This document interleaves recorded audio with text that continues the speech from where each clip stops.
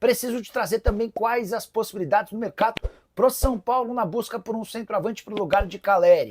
Essa polarização eu jamais vi em relação a um treinador, né, junto a, digamos, uma comunidade de um clube, né, os São Paulinos em geral. De fato, é uma polarização tipo política, né? Ou você é contra ou é a favor, sem entrar muito no mérito do contexto. É o que o Mauro falou um pouco, eu acho que ele falou com propriedade.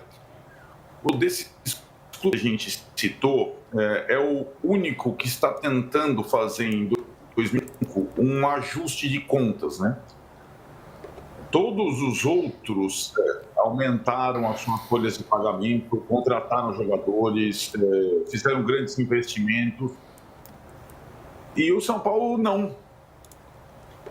O São Paulo tenta atravessar 2025 com o cinto apertado.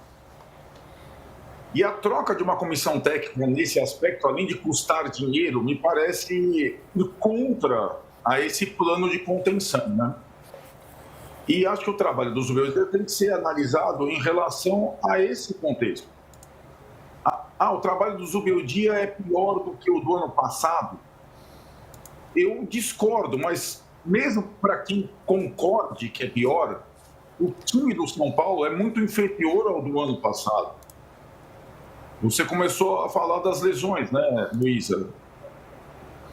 Oscar, Lucas, agora Calera a temporada toda, Pablo Maia, Luiz Gustavo. Então, a possibilidade do Zubeldia melhorar o time em relação ao ano passado, ela é muito pequena.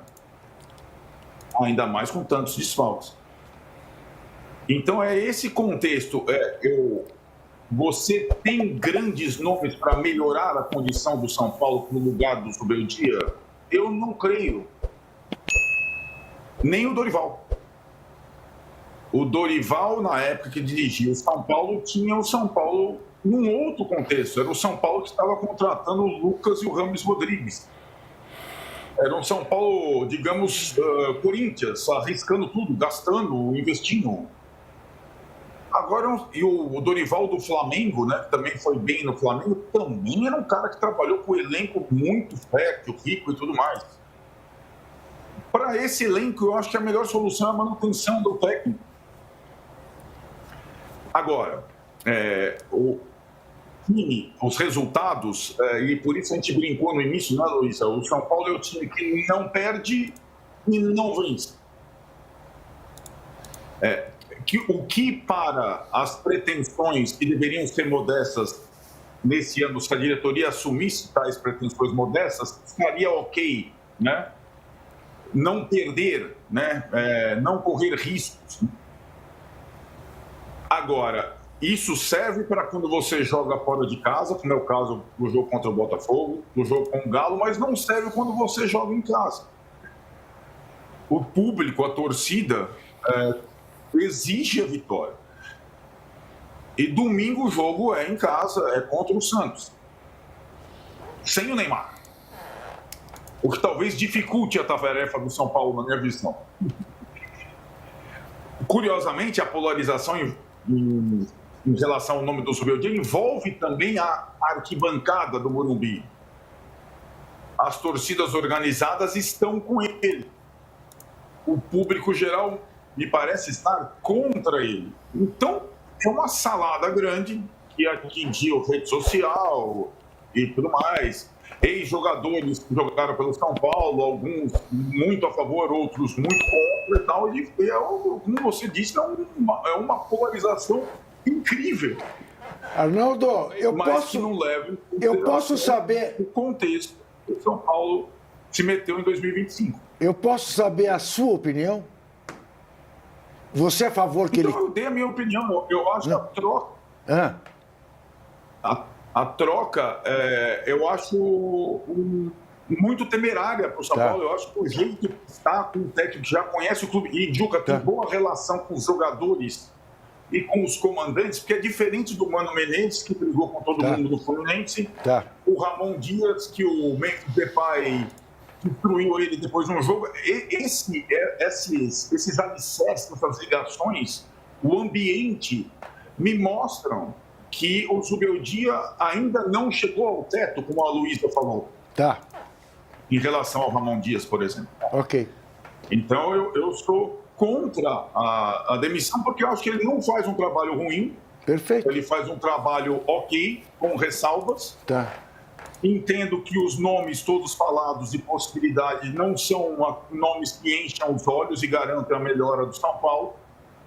E acho que ele ainda não queimou todas as pontes no clube, né? Ele ainda tem capital, como diria o outro. Mas você não acha que prevalece em alguns setores tricolores a gratidão ao Dorival Júnior, razão pela qual isso estimula a ideia da troca, desde que seja hoje, porque domingo é difícil?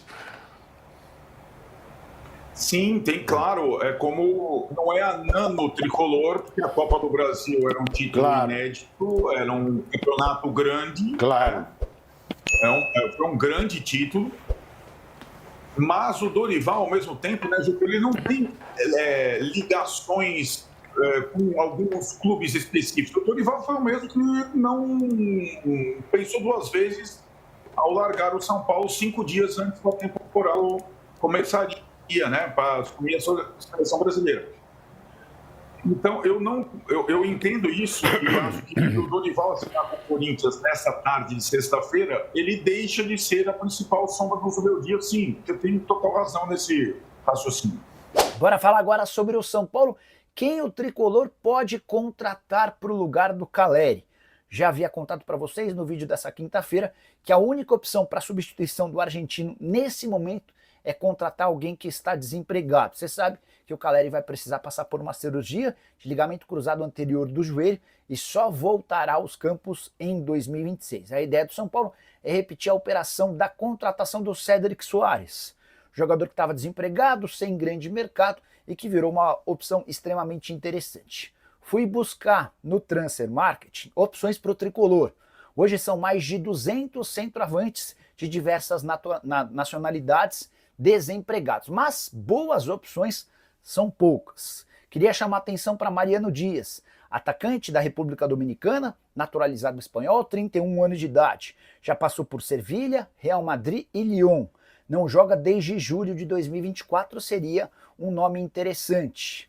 Outra opção, Success. Esse é um atacante nigeriano de 29 anos de idade, com passagens por Udinese, Granada, Watford e Al-Ahly. Está desempregado desde agosto do ano passado e por conta disso também poderia ser registrado agora para defender o tricolor.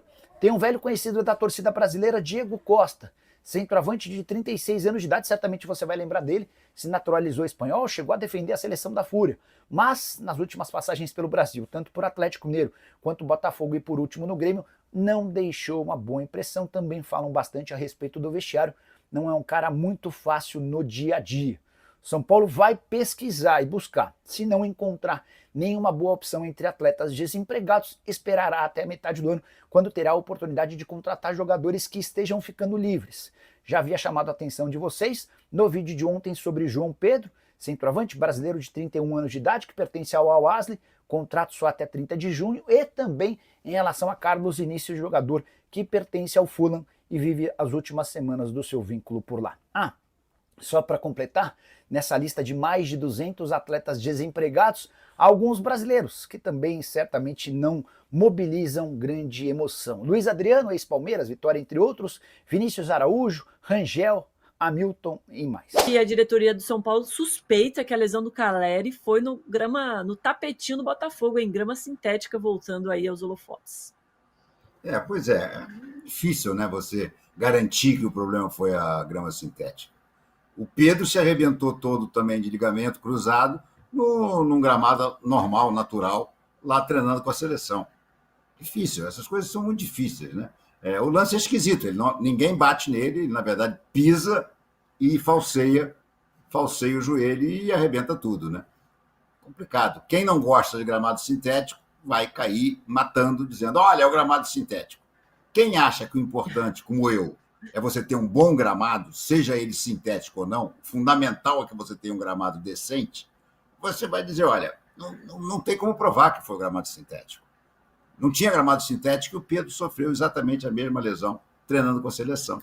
Então é meio relativo essa história de que foi o gramado sintético, entendeu? A não ser que o cara me prove lá por um vídeo, mostre que o chuteira do Caleri escorregou no tapetinho do Botafogo e foi para frente, e aí causou a apertura ali do joelho.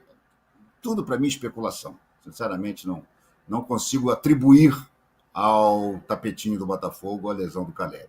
Agora, essa história do Flamengar e Coringar, né, que o Massini falou, que acho que até foi quem inventou esse termo, foi, pelo menos na minha cabeça, foi o Arnaldo Ribeiro, né, num programa que nós estávamos juntos, até vai Flamengar ou Coringar, tá?